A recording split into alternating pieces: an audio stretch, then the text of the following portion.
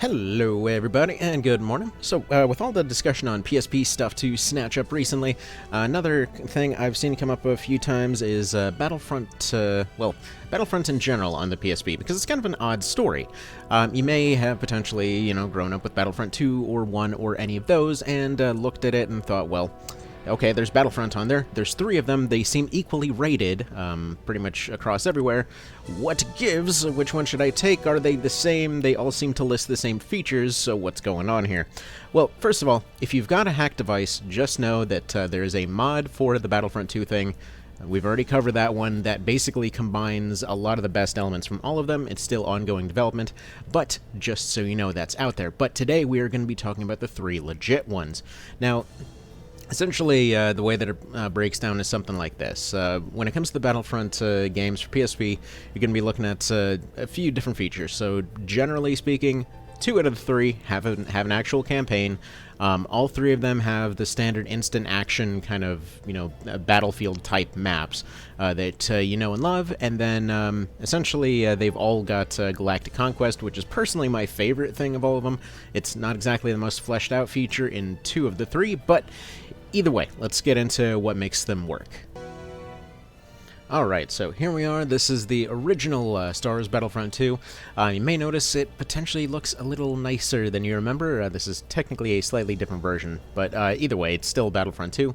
So, you technically have the multiplayer. Nobody really plays that these days. You've got challenges, which replaced your campaign for this one. So if you remember the campaign in the PS2 or PSC versions, it is unfortunately not here. That was a pretty sweet campaign, certain bits and pieces. However, the other stuff still is. Challenge modes are basically like you go hunt a certain number of thing, and then it gets harder and harder. It's kind of just tacked on, to be honest. Instant action is just a rando map. And then you've still got all 4 of the Galactic Conquest campaigns. These, like specifically the Republic one, have always been my favorite, because you can potentially have a crazy underdog story. As far as I'm concerned, for the PSP ones, this is like basically the meat of the content.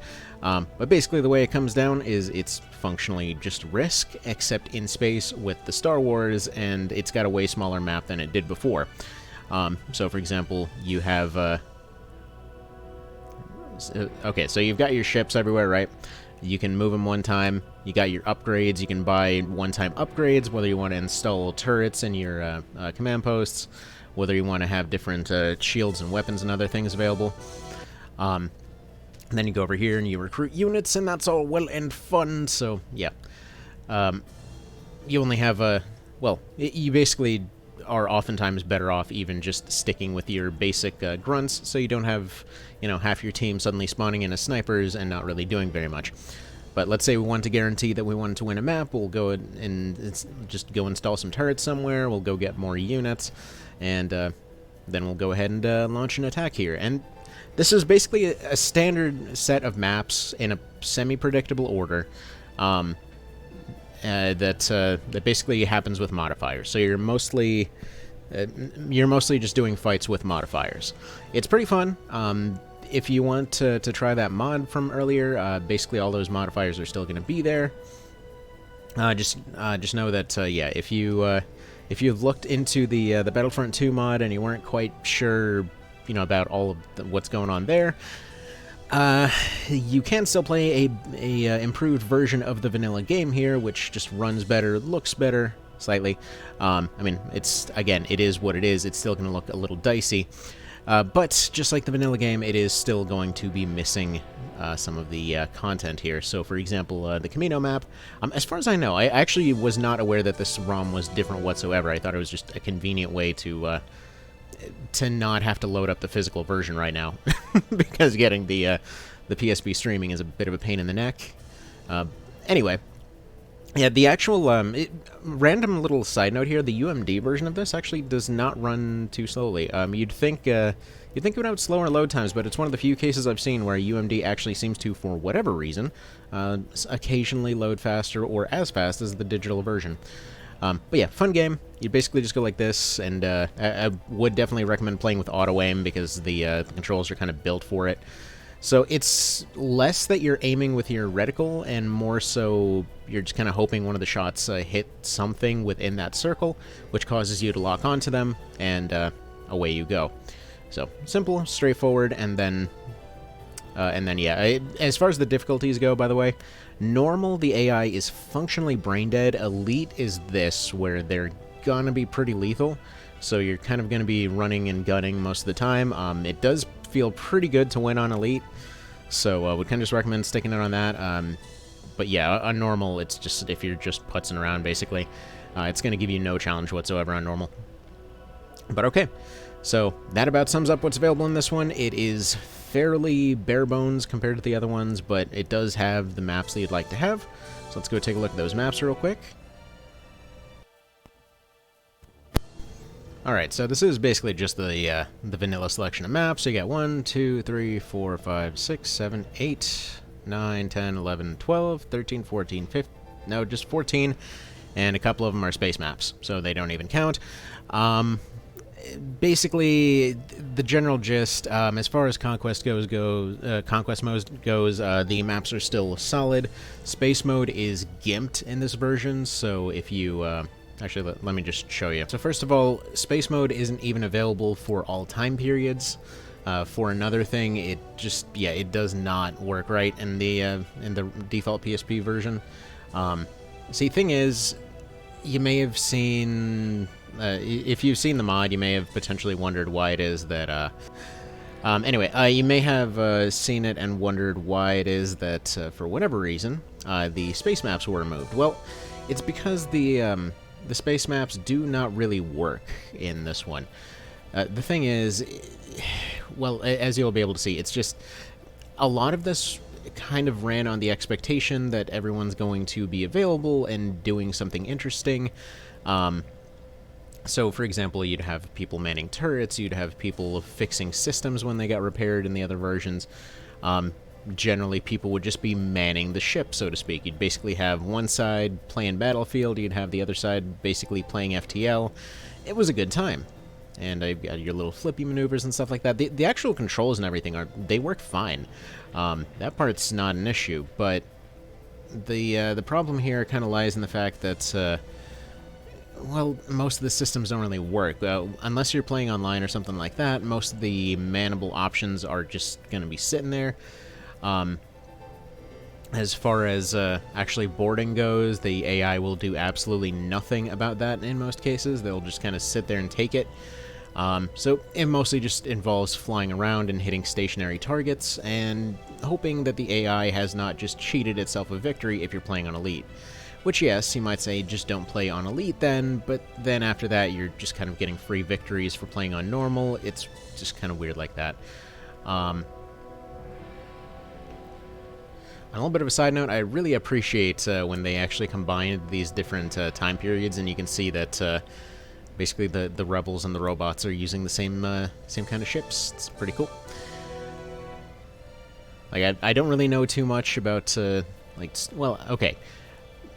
It's not that I don't know it, it's more that I don't care too much as far as Star Wars lore or whatever else goes. It's just, I just thematically appreciated that kind of stuff. Now, as far as the different ships go, you basically have a stamina bar just like when running around. You got your little flippies that you can do with this one. It's a little weird that they gave it a stamina bar when it's kind of, you know, not really doing anything. But yeah, even if they man turrets, they're basically just going to sit there and not really do anything. So, it's, you know, it's whatever in this case. You basically just run around and hit stuff uncontested. It's pretty boring. And then, yeah, you can board their ship if you want. It's just, again, just kind of whatever in this case. So then you kind of just mash the controls because you can't remember how to really do it. And then you hop out of there and you run over here. And try to remember where the entrance to the ship is. Because this is usually not the time period I play.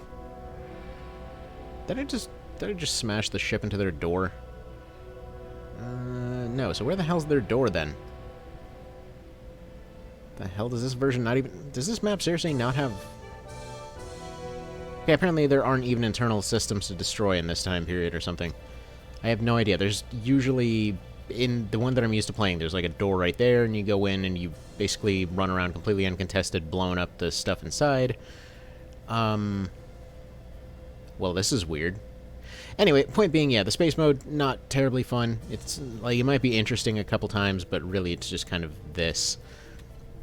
And yeah, that's, it turns out 3 of your 14 maps, so whole lot of screw that. On the plus side, though, like, granted, these maps were better on the PS2 and PC versions, but that also means if you're doing Galactic Conquest, this might be the one that you might end up liking like I did, because it means you get way more ground maps.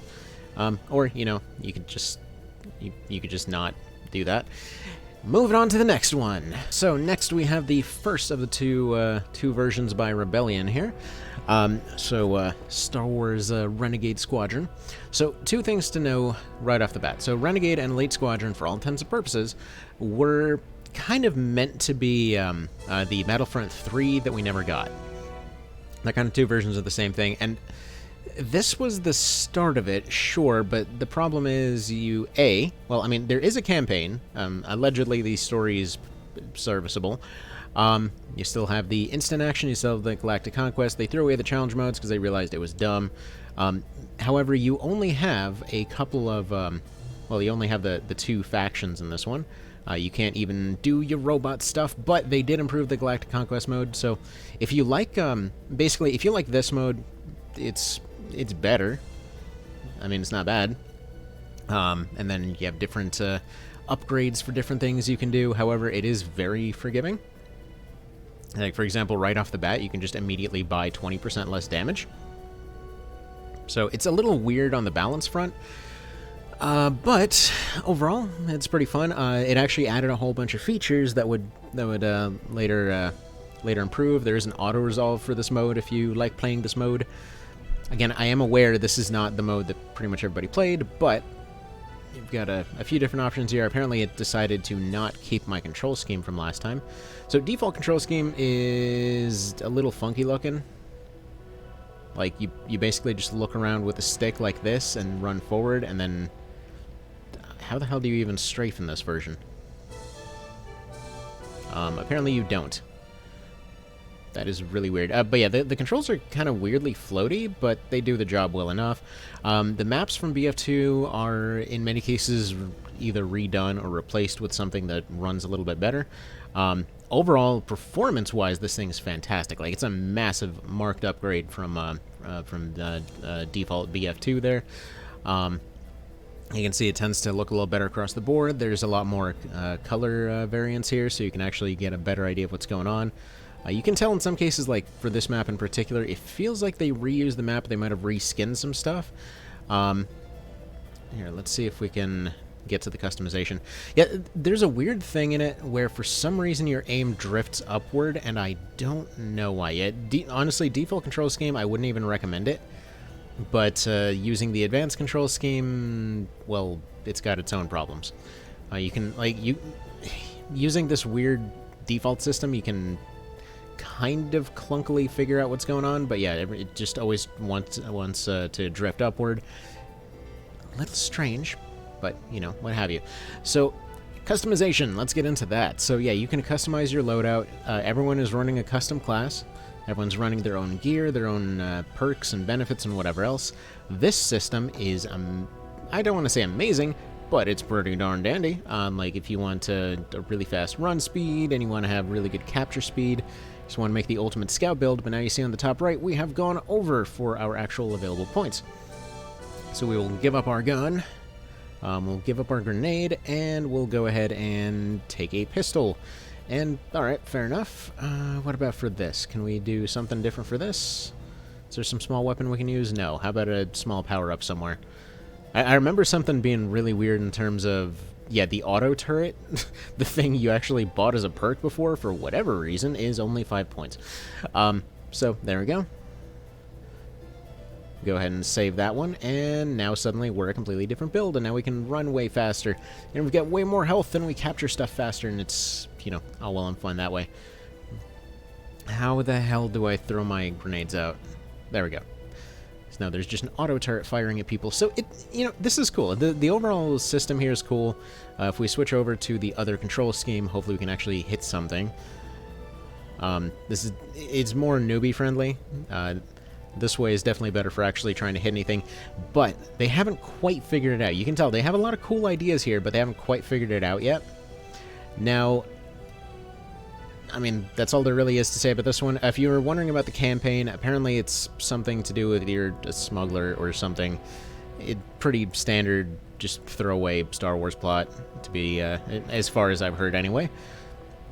And, alright, let's get into the third one, and the one that I would really recommend actually picking up if you're into this kind of thing. Alright, so the third one on the list, so, Elite Squadron here. One thing I didn't mention for Renegade is that one of the mechanics it added was the ability to go from ground to space. So there's no, like, a space map, ground map. Instead, it's just you are on a ground map. You can occasionally fly up to space. You do a space battle there. It's a really cool combination. Also, this one has an actual intro, so that's neat.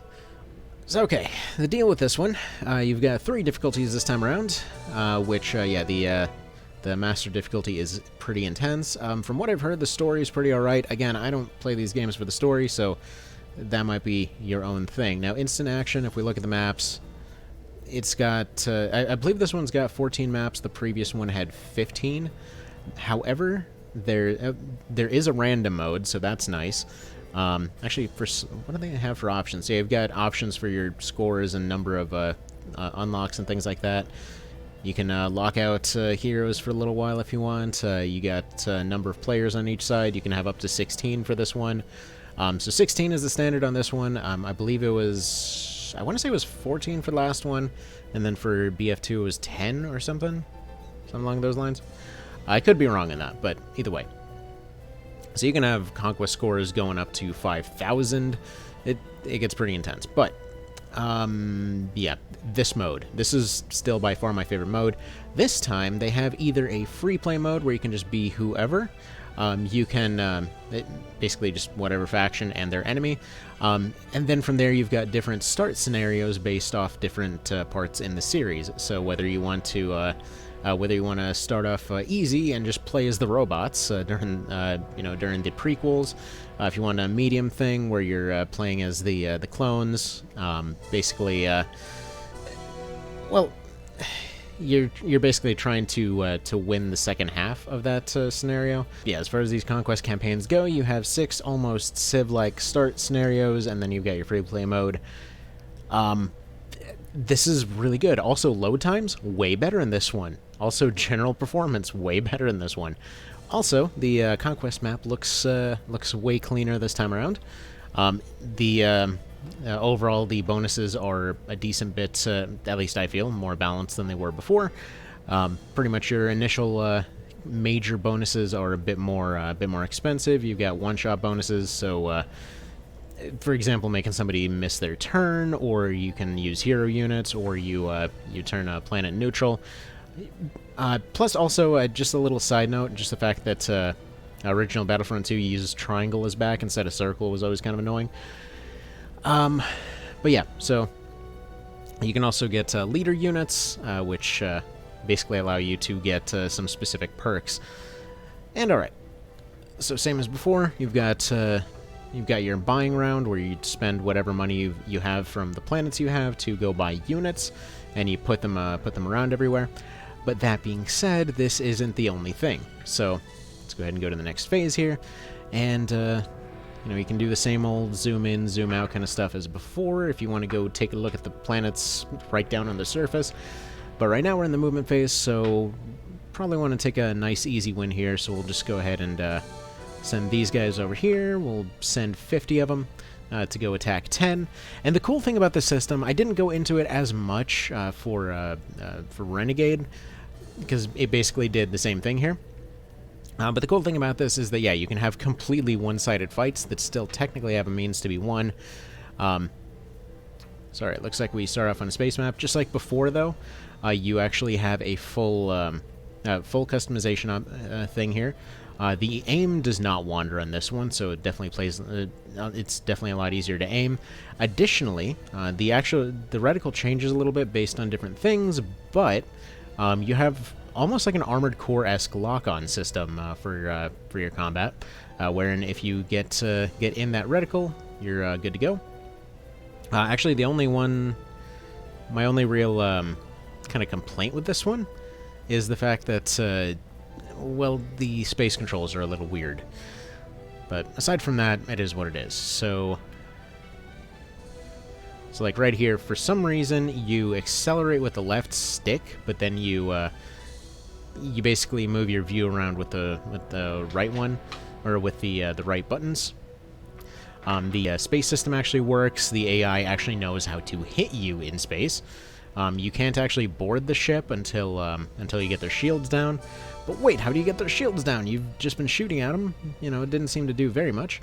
And yeah, that's part of it, sure.